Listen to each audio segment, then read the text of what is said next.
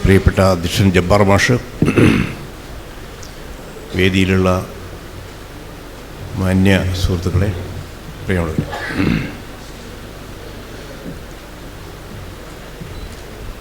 സ്വാഗത പ്രസംഗം നടത്തിക്കൊണ്ട് ഡോക്ടർ വിശ്വനാഥൻ ഈ പുതിയ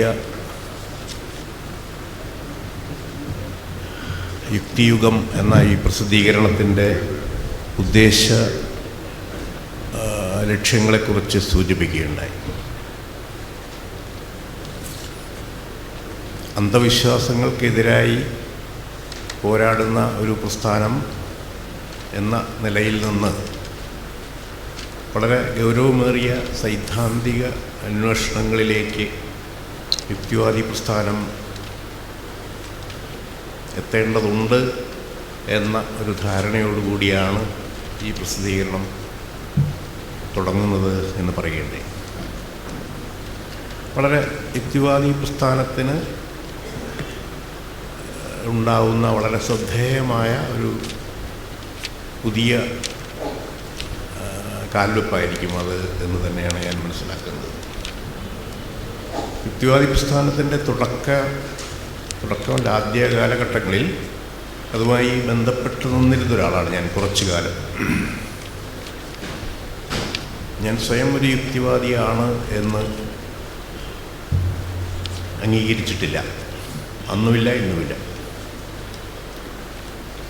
അതേസമയം അന്ധവിശ്വാസങ്ങൾക്കെതിരായ പോരാട്ടം, ഭൗതികവാദപരമായ സമീപനം, ശാസ്ത്രീയമായ അന്വേഷണ രീതി, ഇതെല്ലാം അംഗീകരിക്കുന്ന ഒരാളാണ്. ആ നിലയ്ക്കാണ് യുക്തിവാദി പ്രസ്ഥാനവുമായി ബന്ധപ്പെട്ടിരുന്നത്. കുറച്ചു കാലം യുക്തിവാദി സംഘടനയുടെ പല വേദികളിലും നീണ്ടു നിൽക്കുന്ന ക്ലാസ്സുകൾ എടുക്കാൻ വേണ്ടി ഞാൻ പങ്കെടുത്തിരുന്നു.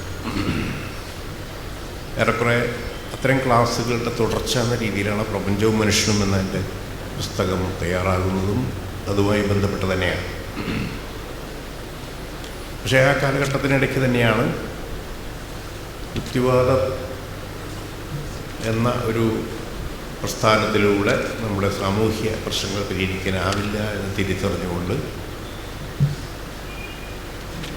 വിപ്ലവ പ്രസ്ഥാനത്തിലേക്ക് നീങ്ങുക എന്ന ഒരു ഉദ്ദേശത്തോടെയാണ്. അന്ന് ഞാൻ എഴുതിയ യുക്തി മാസികയിൽ എഴുതിയ യുക്തിവാദവും വിപ്ലവ പ്രസ്ഥാനവും എന്ന എൻ്റെ ഒരു ലേഖനം ആ കാലഘട്ടത്തിൽ ഉണ്ടായിരുന്ന യുക്തിവാദികളിലെ ഒരു വിഭാഗത്തെ നക്സലൈറ്റ് പ്രസ്ഥാനത്തിലേക്ക് അടുപ്പിക്കാനിടയാക്കുകയുണ്ട്. വളരെ നക്സലൈറ്റ് പ്രസ്ഥാനത്തിലെ സജീവ പ്രവർത്തകരായി പല യുക്തിവാദികളും മാറാനിടയായ ഒരു സാഹചര്യം. എന്നെ സംബന്ധിച്ചിടത്തോളം യുക്തിവാദത്തോടുള്ള എൻ്റെ വിയോജിപ്പുകൾ ദാർശനിക തലത്തിലുള്ള ചില പരിമിതികൾ എന്ന രീതിയിലാണ്. യുക്തി കൊണ്ട് മാത്രം പരിഹരിക്കാവുന്ന പ്രശ്നങ്ങൾ എന്ന രീതിയിൽ ബൗദ്ധിക മേഖലയിലെ പ്രശ്നങ്ങളെ നോക്കിക്കാണാത്ത ഒരാളായിരുന്നു അന്നു മുതൽ ഇന്നു വരെ. ഈ തൃശ്ശൂർ റീജിയണൽ തിയേറ്ററിൽ 1967 തോന്നുന്നു നടന്ന യുക്തിവാദികളുടെ ഒരു പ്രധാനപ്പെട്ട ആദ്യഘട്ടത്തിലെ സംസ്ഥാന സമ്മേളനത്തിലാണ് ഞാൻ ആദ്യമായി പങ്കെടുക്കുന്നത്. അന്ന് ഞാൻ കോഴിക്കോട്, ആ സമയത്ത് ഞാൻ ഭഗവത്ഗീത 20-ാം നൂറ്റാണ്ടിൽ എന്ന ഒരു ലേഖന പരമ്പര അന്ന് വളരെ ഇടതുപക്ഷങ്ങളുടെയും വളരെ പോപ്പുലറായിരുന്ന ജനയുഗം വാരികയിൽ ഖണ്ഡശ പ്രസിദ്ധീകരിച്ചിരുന്നു. 20 ലക്കങ്ങളായി. ഭഗവത്ഗീതയിലെയും ഉപനിഷത്തുകളിലെയൊക്കെ തന്നെ അടിസ്ഥാനപരമായ നിലപാടുകളെ, ജീവാത്മാ, പരമാത്മാ, ബ്രഹ്മസങ്കല്പങ്ങളെ യുക്തിപരമായി ഖണ്ഡിക്കുകയും അവയ്ക്ക് ആധുനിക ശാസ്ത്രം നൽകുന്ന ഉത്തരങ്ങൾ എന്താണെന്ന് വിശദീകരിക്കുകയും ചെയ്യുന്ന ഒരു പരമ്പരയായിരുന്നു. അത് പ്രസിദ്ധീകരിച്ചുകൊണ്ടിരിക്കുന്ന, അത് ഏറെക്കുറെ കഴിയാറായിരിക്കുന്ന ഘട്ടത്തിലാണ് ഈ യുക്തിവാദി സമ്മേളനം റീജിയണൽ തിയേറ്ററിൽ നടക്കുന്നത് 67. അപ്പോൾ ഞാനവിടെ വന്ന് ഒരു വായനക്കാരിൽ നിന്ന് അല്ല ശ്രോതാക്കളിൽ നിന്ന് അഭിപ്രായങ്ങൾ പറയാൻ ആളുകൾ ക്ഷണിച്ചപ്പോൾ പേര്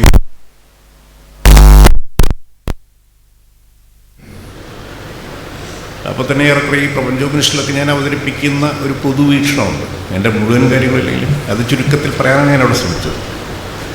അപ്പോൾ ഈ ജനയുഗത്തിൽ ലേഖനം എഴുതുന്ന ആളാണ് ഇത് എന്ന് തിരിച്ചറിയുന്നതോടുകൂടിയാണ് അപ്പോൾ കുറ്റിപ്പുഴ കൃഷ്ണപിള്ള, MC ജോസഫ് തുടങ്ങിയ പ്രമുഖരായ ആളുകളൊക്കെ വേദിയിലുണ്ട്.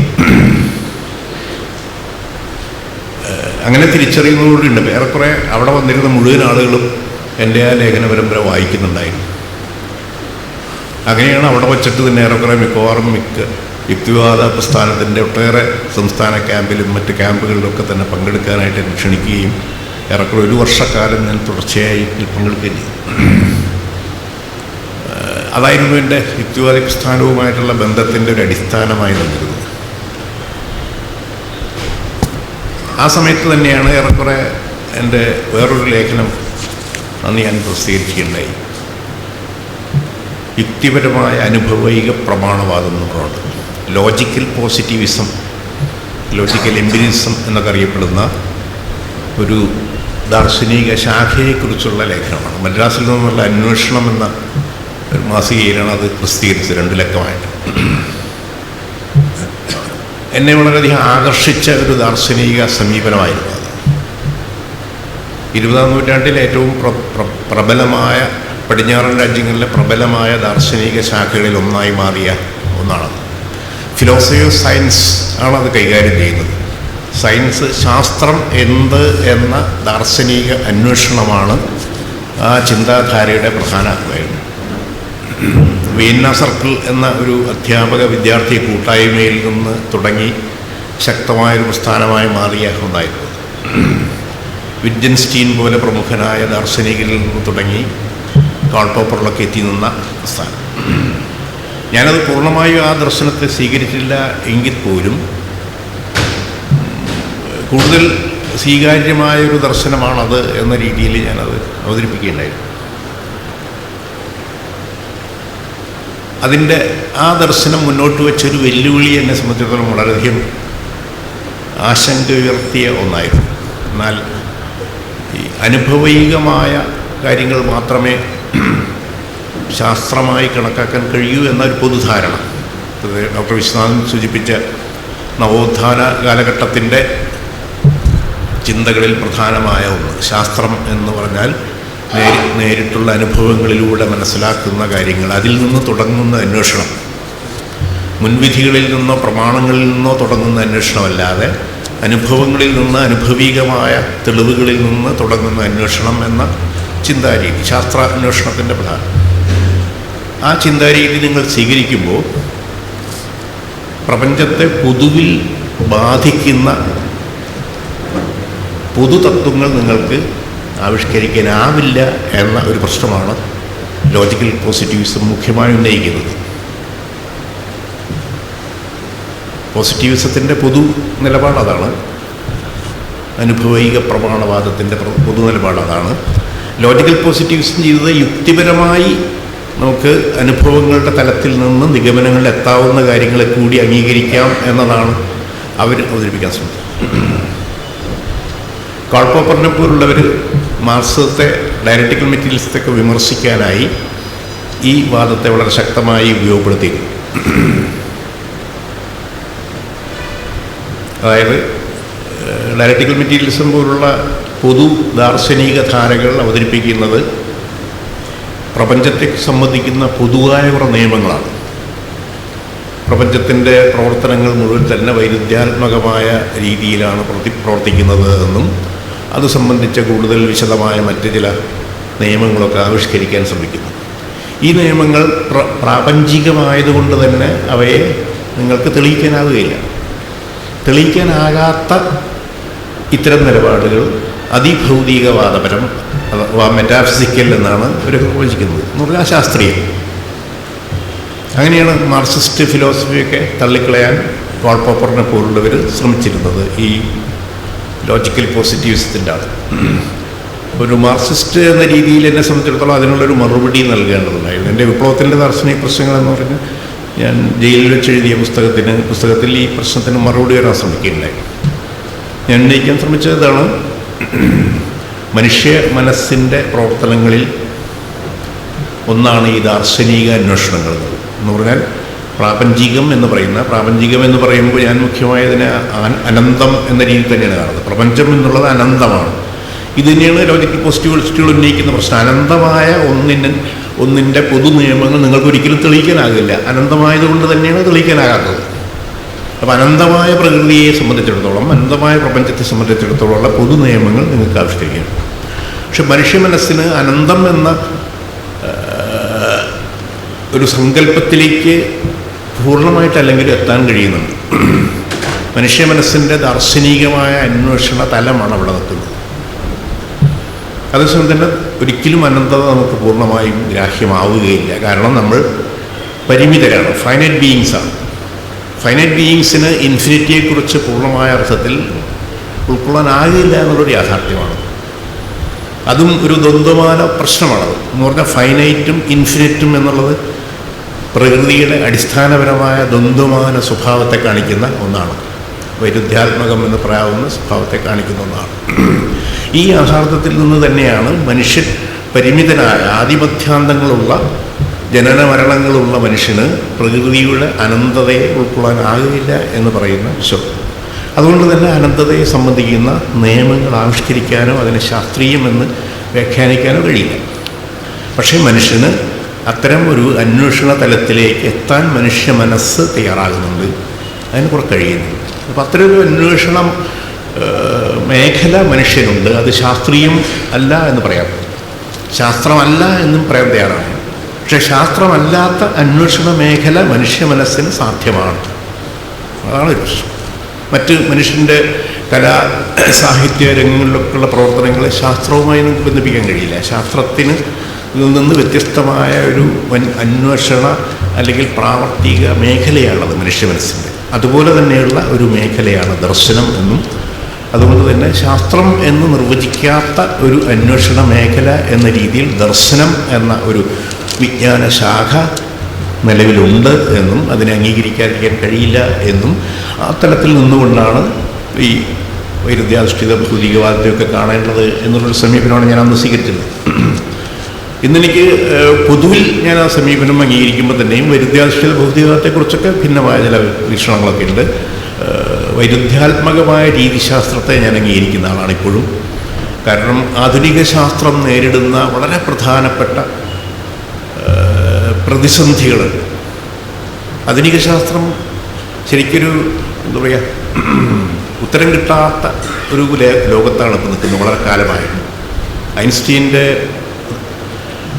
അപേക്ഷക സിദ്ധാന്തം ആവിഷ്കരിക്കപ്പെട്ടതിന് ശേഷം അതിൻ്റെ അടുത്ത ഘട്ടമെന്ന രീതിയിലുള്ള ക്വാണ്ടം മെക്കാനിക്സ് ഉയർന്നു വന്നപ്പോൾ 19ാം നൂറ്റാണ്ടിൽ നിലനിന്നിരുന്ന നിർണയവാദം എന്ന് പൊതുവിൽ അറിയപ്പെടുന്ന ന്യൂട്ടോണിയൻ മെക്കാനിക്സിൻ്റെ ഒരുപക്ഷെ ശാസ്ത്രം എന്ന രീതിയിൽ അതായത് വിശ്വാനൊക്കെ സൂചിപ്പിക്കുന്ന എൻലൈറ്റ്മെൻറ്റ് പീരീഡിൻ്റെ ശാസ്ത്രം എന്ന് പറയുന്നത് ന്യൂട്ടോണിയൻ മെക്കാനിക്സിൽ അധിഷ്ഠിതമായിരുന്നു. അത് തികച്ചും യാന്ത്രികമായ ഒരു വീക്ഷണമാണ്, കാഴ്ചപ്പാടാണ്. ലാപ്ലേസ് എന്ന പ്രസിദ്ധ ശാസ്ത്രജ്ഞൻ നെപ്പോളിയനോട് പറഞ്ഞത്, നമുക്ക് ചുറ്റുമുള്ള ലോകത്തിലെ കണികകളുടെ എല്ലാം ഗതി തീരുമാനിക്കാൻ കഴിഞ്ഞാൽ ഇവയുടെ എല്ലാം പൂർണ്ണമായ ഭാവി എന്തായിരിക്കുമെന്ന് നിർവചിക്കാൻ കഴിയുമെന്ന് വളരെ ആത്മവിശ്വാസത്തോടെ പറയും. പക്ഷെ ആ ലോകത്തെയാണ് ഐൻസ്റ്റീൻ തകർത്തത്. അങ്ങനത്തെ ഒരു പൂർണ്ണമായ ചിത്രം മനുഷ്യന് സാധ്യമല്ല എന്നതാണ് ഐൻസ്റ്റീൻ. പക്ഷെ ക്വാണ്ടം മെക്കാനിക്സ് വന്നപ്പോഴേക്കും ന്യൂട്ടോണിയൻ മെക്കാനിക്സ് പൂർണ്ണമായും തകർക്കപ്പെട്ടു എന്ന രീതി ധാരണ ഉണ്ടായി. എല്ലാം അനിശ്ചിതമാണ്, ഒന്നും തന്നെ നിർണ്ണയിക്കപ്പെട്ട രീതിയിൽ നടക്കുന്നില്ല എന്ന കണ്ടെത്തലാണ് ക്വാണ്ടം മെക്കാനിക്സ് മുന്നോട്ട് വയ്ക്കുന്നത്. ഐൻസ്റ്റീനെ പോലുള്ളവർ പിന്നീട് അദ്ദേഹത്തിൻ്റെയൊക്കെ ജീവിതകാലം മുഴുവൻ ചെലവഴിച്ചത് ഈ ന്യൂട്ടോണിയൻ മെക്കാനിക്സിൻ്റെയും ക്വാണ്ടം മെക്കാനിക്സിൻ്റെയും പൂർണ്ണമായും വിരുദ്ധ നിലപാടുകളെ പരസ്പരം പൂരിപ്പിക്കാൻ കഴിയുന്ന ഒരു യൂണിഫൈഡ് ഫീൽഡ് തിയറി കണ്ടെത്താൻ കഴിയുമോ എന്നുള്ള അന്വേഷണത്തിലാണ് അദ്ദേഹം അതിൽ പൂർണ്ണമായും പരാജയപ്പെട്ടത്. അതിനുശേഷം ആരും തന്നെ ആ മേഖലയിൽ വിജയിച്ചിട്ടുമില്ല. അതിൻ്റെ പ്രതിഫലനം എന്നോണമാണ് സമീപകാല മോഡേൺ ഫിസിക്സിൻ്റെ മേഖലയിലുള്ള ദാർശനിക കൃതികളെല്ലാം തന്നെ നിങ്ങൾ നോക്കിയാൽ കാണാൻ കഴിയും തികഞ്ഞ ആശയക്കുഴപ്പത്തിൻ്റെ മേഖല നിലനിൽക്കുന്നത്. ഞാൻ എൻ്റെ രണ്ടാമത്തെ പ്രധാന പുസ്തകമായ കമ്മ്യൂണിസ്റ്റ് ജനാധിപത്യസങ്കല്പം മാർക്സത്തെ വിമർശിച്ചുകൊണ്ട് എഴുതിയ പുസ്തകത്തിൽ ഇല്യ പ്രിഗോറിൻ എന്ന ഒരു നോബൽ സമ്മാനിതനായ ഫിസിസിസ്റ്റിൻ്റെ ഒരു പുസ്തകം കോട്ട് ചെയ്യുന്നുണ്ട്. Order out of chaos. ആശയക്കുഴപ്പത്തിൻ്റെ തലത്തിൽ നിന്നുള്ള അരാജകത്വത്തിൻ്റെ തലത്തിൽ നിന്ന് ക്രമത്തിലേക്ക് എന്നതാണ് ഉദ്ദേശിക്കുന്നത്. ക്വാണ്ടം മെക്കാനിക്സ് സൃഷ്ടിച്ച അരാജകത്വത്തിൻ്റെ അന്തരീക്ഷം, എല്ലാം അനിശ്ചിതമാണ് എന്നുള്ള അന്തരീക്ഷത്തിൽ നിന്ന് അതിനുള്ളിൽ ഒരു ഓർഡറുണ്ട്. പ്രപഞ്ചം എന്നത് അങ്ങനെ ഒരു കയോട്ടിക്കല്ല, കുഴഞ്ഞു മറിഞ്ഞ് കിടക്കുന്ന അരാജകമായി കിടക്കുന്ന ഒന്നല്ല. പ്രപഞ്ചത്തിലൊരു ക്രമമുണ്ട്. എല്ലാം അനിശ്ചിതമാണെങ്കിൽ എങ്ങനെയാണ് ഈ ക്രമം സാധ്യമാകുന്നത്? അപ്പം അനിശ്ചിതത്വവും നിശ്ചിതത്വവും എന്ന രണ്ട് വിരുദ്ധ വശങ്ങൾ എല്ലാ പ്രാകൃതിക പ്രവർത്തനങ്ങളിലും നിലനിൽക്കുന്നു എന്നതാണ് യാഥാർത്ഥ്യം. ന്യൂട്ടൺ മെക്കാനിക്സിൻ്റെ കാലഘട്ടത്തിൽ സയൻറ്റിസ്റ്റുകൾ അഹങ്കരിച്ചത് നമ്മളെല്ലാം കണ്ടെത്തിക്കഴിഞ്ഞു എന്നായിരുന്നു. പ്രപഞ്ചത്തെ ഒരു യന്ത്രമായി ചിത്രീകരിച്ചുകൊണ്ട് അതിനെ വ്യാഖ്യാനിക്കാൻ കഴിയുന്നൊരവസ്ഥ. ക്വാണ്ടം മെക്കാനിക്സ് വന്നപ്പോൾ ആ പ്രപഞ്ചം ആകെ തകർന്ന് തരിപ്പണമായി, എല്ലാം അനിശ്ചിതമായി. വളരെ കാലം ബയോളജിയിൽ പോലും ക്വാണ്ടം മെക്കാനിക്സിന്, ഞാൻ MSc പഠിക്കുന്ന കാലത്ത് മറ്റൊരു നോബൽ ലോറിയറ്റായ ജക്കോ മൊണാർഡ് എന്ന് പറയുന്ന ഒരു മോളിക്കുലർ ബയോളജിസ്റ്റിൻ്റെ ഒരു പുസ്തകമുണ്ട്, ചാൻസ് ആൻഡ് നെസസിറ്റി എന്ന് പറഞ്ഞു, യാദൃച്ഛികതയും അനിവാര്യതയും. അതിൽ ഈ DNA RNA തുടങ്ങിയുള്ളവയുടെ കണ്ടുപിടുത്തത്തോടുകൂടി ആധുനിക ശാസ്ത്രത്തിൽ ഉണ്ടായ വലിയ കുതിച്ചുചാട്ടത്തിൻ്റെ പശ്ചാത്തലത്തിൽ എഴുതിയ പുസ്തകമാണ്. മ്യൂട്ടേഷൻസ്, പരിണാമം എന്നുള്ളത് മ്യൂട്ടേഷൻസ് എന്ന ഉൽപ്പരിണാമം എന്നൊക്കെ വിളിപ്പിക്കപ്പെടുന്ന യാദൃച്ഛിക സംഭവങ്ങളിലൂടെ ഉണ്ടാകുന്നതാണ് എന്നുള്ള ആ തിയറി. പരിണാമം മുഴുവൻ തന്നെ യാദൃച്ഛികമായി ഉണ്ടാകുന്നതാണ്, ഒരു നിയമോടില്ല എന്നാണ് ശ്രമിക്കുന്നത്. വളരെ ബാലിശമായൊരു വാദമായിരുന്നു അത്. പരിണാമം, മ്യൂട്ടേഷൻസ് ഉണ്ടാകും നമ്മുടെ ശരീരത്തിലൊക്കെ തന്നെ നിമിഷം പ്രതി മ്യൂട്ടേഷൻസ് ഉണ്ടാകുന്നത്. പക്ഷേ മ്യൂട്ടേഷൻസ് എല്ലാം തന്നെ സെലക്ട് ചെയ്യപ്പെടുന്നു. പ്രകൃതിയിൽ നിലനിൽക്കുന്ന അനിവാര്യമായ ചട്ടക്കൂടിനുള്ളിൽ അവ സെലക്ട് ചെയ്യപ്പെടുന്നു. അനന്തമായ മ്യൂട്ടേഷൻസിൽ നിന്ന് വളരെ കുറച്ച് മാത്രമാണ് സെലക്ട് ചെയ്യപ്പെടുന്നത്. അപ്പോൾ അനിവാര്യമായ പ്രകൃതി നിയമങ്ങളുടെ ചട്ടക്കൂടും അവയെ ഭേദിക്കുന്ന യാദൃച്ഛികമായ ഇടപെടലുകളും ചേർന്നുകൊണ്ടുള്ള ഒരു ദ്വന്ദ്വാത്മകമായ പരിണാമ പ്രക്രിയയുടെ ചിത്രമാണ് മനോഹരമായി ജീവശാസ്ത്രവും പ്രകൃതിശാസ്ത്രവും യഥാർത്ഥം കാണിച്ചുകൊണ്ടിരിക്കുന്നത്. പക്ഷേ ഇത്തരത്തിലുള്ളൊരു ഫിലോസഫിക്കൽ ടൂൾ ഉപയോഗിക്കാൻ മോഡേൺ സയൻസിന് കഴിയുന്നില്ല. അതാണ് ഞാൻ നേരത്തെ പറഞ്ഞ ഇല്യ പ്രിഗോറിൻ്റെയൊക്കെ ബുക്കിൽ ഓർഡർ ഔട്ട് ഓഫ് കയോസ് എന്ന അസംബന്ധ ജടിലമായൊരു പദപ്രയോഗത്തിലേക്ക് മോഡേൺ സയൻസിൻ്റെ, ഫിസിക്സിൻ്റെ പ്രത്യേകിച്ചും അവസ്ഥയെ ചിത്രീകരിക്കുന്ന തലത്തിലാണ് ആധുനിക ശാസ്ത്രം എത്തി നിൽക്കുന്നത്. ആധുനിക ശാസ്ത്രം നേരിടുന്ന ഈ അടിസ്ഥാനപരമായ വൈരുദ്ധ്യത്തെ കൈകാര്യം ചെയ്യാൻ കഴിയുന്ന ഒരു ഫിലോസഫിക്കൽ ടൂള്, ഒരു ഫിലോസഫിക്കൽ ദാർശനികമായ ഒരു ഉപാധി, ഒരു ഉപകരണം ഇല്ല എന്നാണ് യാഥാർത്ഥ്യം. ഞാൻ ചൂണ്ടിക്കാണിക്കാൻ ശ്രമിച്ചത് ശാസ്ത്രത്തെക്കുറിച്ച് ശാസ്ത്രീയം, ശാസ്ത്രാന്വേഷണം എന്നൊക്കെ പറയുമ്പോൾ ലളിതമായി മനസ്സിലാക്കാൻ കഴിയുന്ന കാര്യങ്ങളല്ല. യാന്ത്രികവാദപരമായി അത് മനസ്സിലാക്കാം, ന്യൂട്ടൺ മെക്കാനിക്സിൻ്റെ തലത്തിൽ മനസ്സിലാക്കാം. പക്ഷെ അതിനപ്പുറത്തെ യാഥാർത്ഥ്യങ്ങളുണ്ട്. അനന്തതയുടെയും ഈ പറഞ്ഞ ഈ വൈരുദ്ധ്യാത്മകമായ പ്രക്രിയകളുടെയൊക്കെ വളരെ സങ്കീർണമായ മേഖലകളുണ്ടാവാം. അവയ്ക്കൊന്നും കൃത്യമായ ഉത്തരങ്ങൾ നമ്മുടെ മുന്നിൽ ഇപ്പോൾ ഇല്ല. ഉത്തരം കണ്ടെത്താൻ കഴിയില്ല എന്ന് വിശ്വസിക്കുന്ന ആളല്ല ഞാൻ. പക്ഷേ അനന്തത എന്ന സങ്കല്പം നമ്മുടെ മുന്നിൽ ഉത്തരമില്ലാതെ നിൽക്കുന്ന ഒരു ദാർശനിക സമസ്യയായി നിൽക്കുമെന്ന് തന്നെയാണ് എൻ്റെ അഭിപ്രായം. കാരണം ആദിമധ്യാന്തങ്ങളുള്ള മനുഷ്യന്, പരിമിതമായ ഫൈനൈറ്റ് ബീയിങ് ആയ മനുഷ്യന് ഇൻഫിനിറ്റിയെ മനസ്സിലാക്കുന്നതിൽ പരിമിതികളുണ്ട്. അതാണ് യുക്തിപരമായ ഏത് അന്വേഷണത്തിൻ്റെയും ഏറ്റവും വലിയ പരിമിതി. ദാർശനികമായ അന്വേഷണത്തിൻ്റെ തലത്തിലേക്ക് യുക്തിയുഗം നീങ്ങുകയാണെങ്കിൽ ഇത്തരം ഗൗരവമേറിയ വിഷയങ്ങൾ കൈകാര്യം ചെയ്യാൻ അത് പ്രാപ്തമാകേണ്ടതുണ്ട് എന്നാണ് ഞാൻ ചൂണ്ടിക്കാണിക്കാൻ ശ്രമിച്ചത്. ഇതുമായി ബന്ധപ്പെട്ട ഒട്ടേറെ വലിയ വിഷയങ്ങളുണ്ട്. അഹംബോധം പോലുള്ള പ്രശ്നങ്ങളുണ്ട്. ഭൗതികവാദപരമായി വ്യാഖ്യാനിക്കാനാകുന്നില്ല എന്ന് കരുതുന്ന ഒന്നാണ് ഞാൻ. ഇത്തരം വിഷയങ്ങളെല്ലാം തന്നെ ദാർശനികമായ ഉത്തരങ്ങൾ തേടുന്ന വിഷയങ്ങളാണ് എന്ന രീതിയിൽ ചോദ്യങ്ങൾ ഉന്നയിക്കുന്ന ഒരാളാണ് ഞാൻ. എൻ്റെ മുന്നിൽ കൃത്യമായ തൃപ്തികരമായ ഉത്തരങ്ങൾ ലഭിച്ചു എന്ന് വിശ്വസിക്കുന്ന ആളല്ല. പക്ഷെ അതുകൊണ്ട് തന്നെ ആത്മീയവാദികളുടെയോ ആത്മീയാടിസ്ഥാനത്തിലുള്ള അന്വേഷണങ്ങളൊന്നും തന്നെ ഇവയ്ക്ക് ഏതെങ്കിലും രീതിയിൽ ഉത്തരം നൽകുന്നു എന്ന് കരുതുന്നുമില്ല. കാരണം അവരുടെ ഉത്തരങ്ങളെല്ലാം തന്നെ എസ്കേപ്പിസമാണ്.